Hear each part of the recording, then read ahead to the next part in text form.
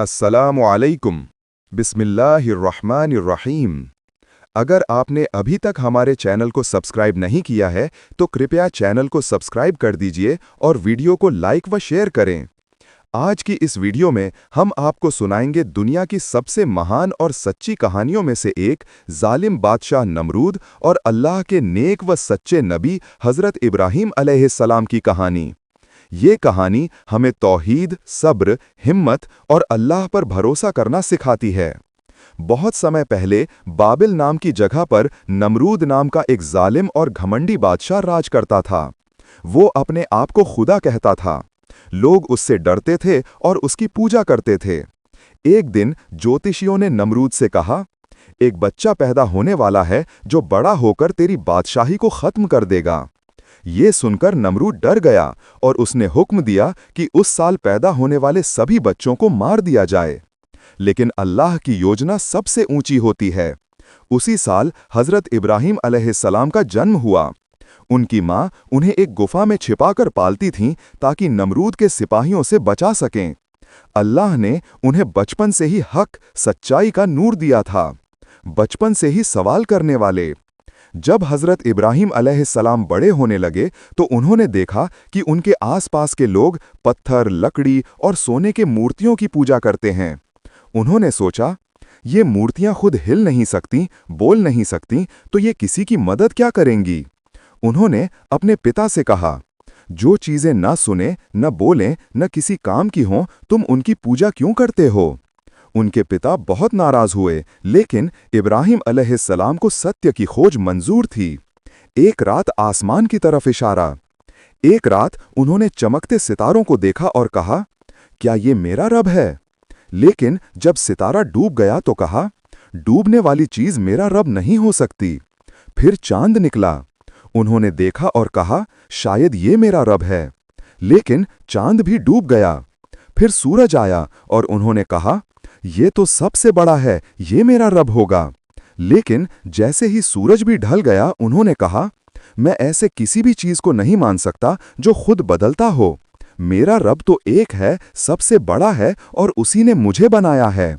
यही था तौहीद, एक अल्लाह की मानने का पैगाम। मूर्तियों को तोड़ने वाली घटना। एक दिन शहर में बड़ा त्योहार था। सब लोग शहर से बाहर जश्न मनाने चले गए। मंदिर में बहुत से बड़े बड़े मूर्तियां थीं। हज़रत इब्राहीम अलैहिस्सलाम मंदिर में गए और बोले, तुम लोग तो खुद को बचा नहीं सकते, लोगों की क्या मदद करोगे? उन्होंने सभी मूर्तियों को तोड़ दिया और सबसे बड़ी मूर्ति के गले में कुल्हाड़ी टांग दी। जब लोग लौट कर आए और टूटे हुए मूर्तियां देखीं तो चिल्लाने लगे, इब्राहीम ने ये किया है। उन्हें नमरूद के सामने लाया गया। नमरूद ने गुस्से में पूछा, क्या ये तूने किया है? इब्राहीम अलैहिस्सलाम ने कहा, इस बड़ी मूर्ति से पूछो, कुल्हाड़ी तो इसी के हाथ में है। सब लोग चुप हो गए क्योंकि वो मूर्ति बोल ही नहीं सकती थी। फिर इब्राहीम अलैहिस्सलाम ने कहा, जब ये खुद नहीं बोल सकती, न चल सकती, तो इनकी पूजा क्यों करते हो? नमरूद और इब्राहीम अलैहिस्सलाम का सामना। नमरूद ने गुस्से में कहा, मैं भी जीवन देता हूं और मैं ही मौत देता हूं। इब्राहीम अलैहिस्सलाम ने शांत होकर कहा, अल्लाह सूरज को पूरब से निकालता है। अगर तू खुदा है तो इसे पश्चिम से निकाल कर दिखा। नमरूद पूरी तरह चुप हो गया, वो जवाब ही नहीं दे पाया। हज़रत इब्राहीम अलैहिस्सलाम की बातों से नमरूद को बहुत गुस्सा आया। उसने आदेश दिया, एक बहुत बड़ी आग जलाओ और इब्राहीम को उसमें फेंक दो। दिनों तक लकड़ियां इकट्ठी की गईं। इतनी बड़ी आग जलाई गई कि पास जाने पर भी लोग जल जाते थे। एक विशाल गोफन, कतापुल्ट बनाया गया ताकि दूर से इब्राहीम अलैहिस्सलाम को आग में फेंका जाए। जब इब्राहीम अलैहिस्सलाम को आग में फेंका जा रहा था, इन्होंने सिर्फ यही कहा, अल्लाह मेरे लिए काफ़ी है और वही सबसे अच्छा काम बनाने वाला है। अल्लाह ने आग को हुक्म दिया, ए आग, ठंडी हो जा और इब्राहीम के लिए सलामती बन जा। लोगों ने देखा कि इतनी भयंकर आग में इब्राहीम अलैहिस्सलाम आराम से बैठे हुए हैं। आग सिर्फ रस्सियों को जला रही थी, उनके तन को नहीं। नमरूद हैरान रह गया। दुनिया को साबित हो गया कि अल्लाह की शक्ति सबसे बड़ी है। जब हज़रत इब्राहीम अलैहिस्सलाम को आग में डाला गया और आग उनके लिए ठंडी हो गई तो ये बात पूरी दुनिया में फैल गई कि अल्लाह ने अपने नबी को आग से बचा लिया। लेकिन नमरूद का दिल फिर भी नहीं पिघला। उसने कहा, अगर इब्राहिम का ईश्वर इतना ताकतवर है तो मैं खुद आसमान पर चढ़कर उससे लड़ूंगा। उसने अपने घमंड में आकर एक ऊंचा मीनार टॉवर बनवाना शुरू किया ताकि वो खुद को ईश्वर जैसा दिखा सके। लेकिन अल्लाह ने तेज तूफान भेजा और वो मीनार गिर गई। फिर भी वो नहीं माना। नमरूद ने अपने हजारों सैनिकों के साथ कहा, आज मैं आसमान की तरफ तीर चलाऊंगा और खुद को सबसे बड़ा सिद्ध करूंगा। उसने आसमान की तरफ तीर चलाए।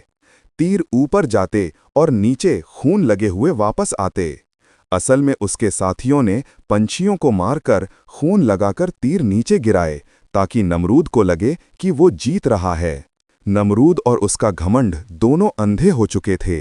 वो खुद को ईश्वर समझता रहा। आखिरकार एक दिन अल्लाह का फैसला आ गया। अल्लाह ने एक बहुत छोटा सा मच्छर भेजा, इतना छोटा कि इंसान उसे आसानी से मार भी दे। लेकिन ये वही मच्छर था जिसे अल्लाह ने नमरूद के खिलाफ भेजा। मच्छर उसके महल में घुसा। नमरूद ने उसे भगाने की कोशिश की, लेकिन वो उसकी नाक में घुस गया और दिमाग तक पहुंच गया। अब नमरूद तड़पने लगा। वो चिल्लाता था, रोता था, सिर पीटता था। दर्द इतना बढ़ गया कि वो अपने सिपाहियों को कहता, मेरे सिर पर जोर जोर से मारो, शायद दर्द कम हो जाए। एक वक्त वो आया कि नमरूद एक मामूली मच्छर से अपना सिर इतनी जोर से पिटवाता रहा कि उसके शरीर का हाल खराब हो गया। जो बादशाह खुद को खुदा कहता था, वही एक छोटे से मच्छर के सामने कमजोर पड़ गया। दिन बीतते गए और नमरूद का दर्द बढ़ता गया। उसे नींद नहीं आती थी, खाना नहीं खा पाता था। महल के अंदर उसकी चीखें गूंजती थीं। अंत में वही मच्छर जिसे लोग हाथ से मार देते हैं, उसने नमरूद का दिमाग खा लिया और नमरूद की जान चली गई।